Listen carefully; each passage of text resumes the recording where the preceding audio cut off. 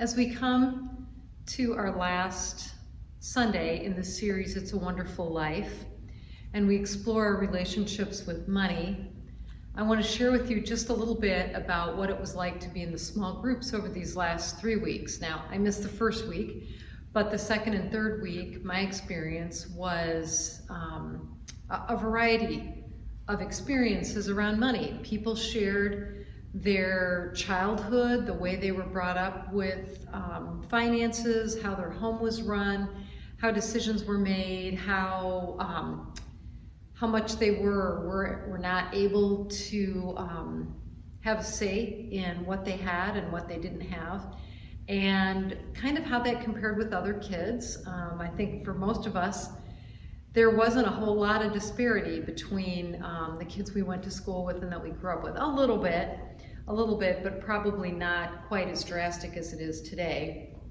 People shared how those experiences have led to the way they have dealt with money in their life, or the experience they have with money, or how they see money in their life, and that was really insightful.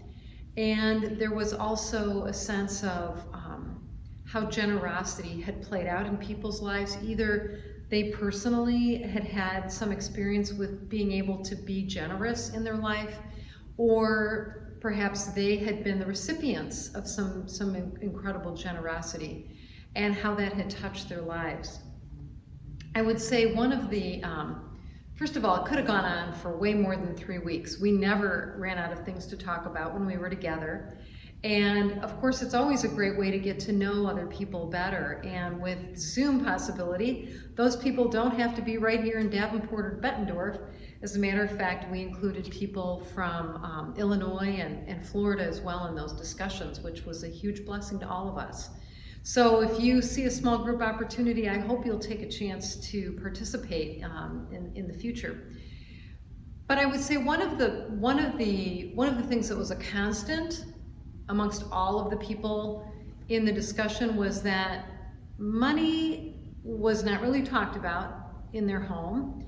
Money is kind of a taboo subject in their lives, and certainly as church members, we're not in a denomination that has grown up speaking freely about finances and about how our giving is a spiritual practice that also supports the church and that sort of thing. So for me personally, this small group experience, as really my first time being a solo pastor during a stewardship season, has really helped me grow as well in my understanding of finances and faith. And today we end with the story that you just heard read about the apostles, and how that early church group, they all shared their resources from the time they were gathering with Jesus to the time after he had ascended into heaven again. And they lived and they pooled their finances. And in the book of Acts, of course, they expected him to come back real soon. So they weren't really worrying about their future, their retirement, their old age, right? They were just, let's bring people along as quickly as we possibly can because Jesus is coming back. But it also teaches us, and I think it's something that probably we're all familiar with, this idea that people pooled their resources and people really cared for each other. And over the years, we've all heard of groups of folks who have lived together communally, and however that looks. Sometimes it's sharing all their finances, sometimes it's working together. The Amana Colonies, which is very close by here to us in Iowa, was a group of Christians who decided to share everything in common, and they lived communally. There were certain people that were the caretakers of the children. There were some that were educators. There were some that worked in the fields, and so on and so forth.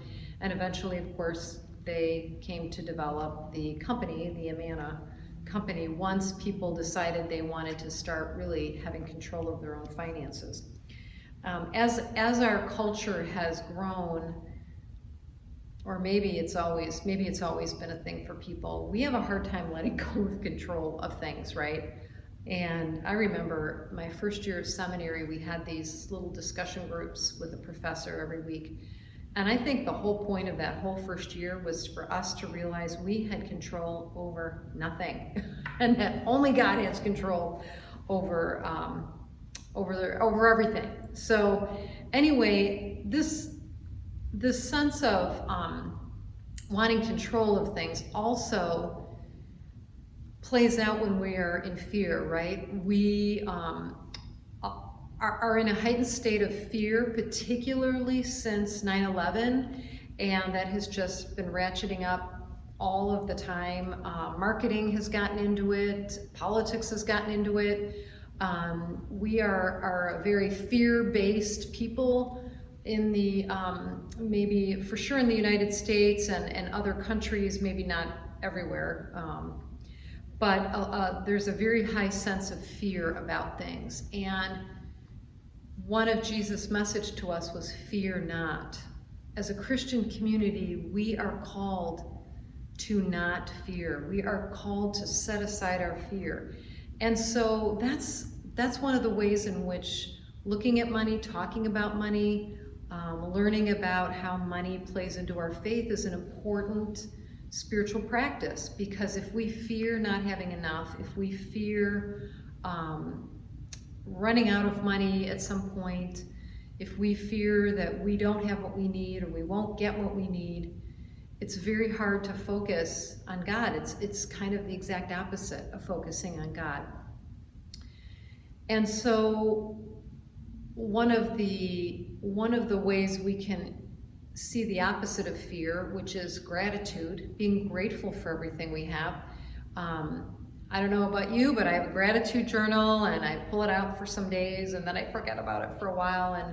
And when I seem to be inundated with reminders of gratitude, and I don't know if it's just something that has come into the popular culture or if that's what I'm seeing on my social media.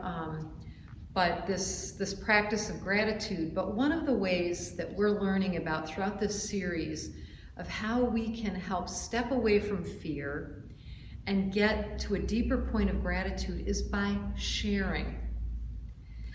That sharing, of course, can be monetarily. Right now, many of us are sharing with children on the Green River Reservation by dropping off games and toys here at church that will be shipped out for them for Christmas. Some of the ways in which we have done sharing is make a meal for the meal site, donating to the food pantry. We still take donations for the food pantry. I hope you stopped by yesterday for our drive-by drop-off, but if not, you're always welcome to stop by the church, because there are some faithful servants who continually take things that have been donated to the church down to the food pantry. We have so many ways that we have been generous, and within that, so many generous people in this congregation who give of their own hearts for a variety of things.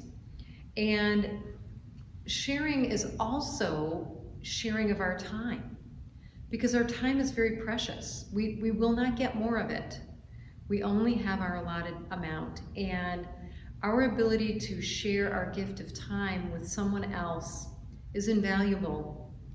And taking time to do something for someone else, or we have several meal angels who make meals and drop off for folks. We have several baking angels who drop off things for people. We have people who come in and take care of the building and water the plants and set up for the holidays. People who help in the office when needed, and help with media, help with all of the different ways. There's so many ways to share, which helps bring gratitude in your life. Lest I forget, also being a recipient of someone sharing is a way to also show your gratitude. And I know oftentimes it's very hard for people to accept help when they need it. And we all prefer to be givers than to be receivers. However, it is important when it is your turn to receive it. And that is a gift of gratitude to the person who is the giver. So I just want you to think about how have you been helped from somebody else? When has money just showed up for you in a time of need?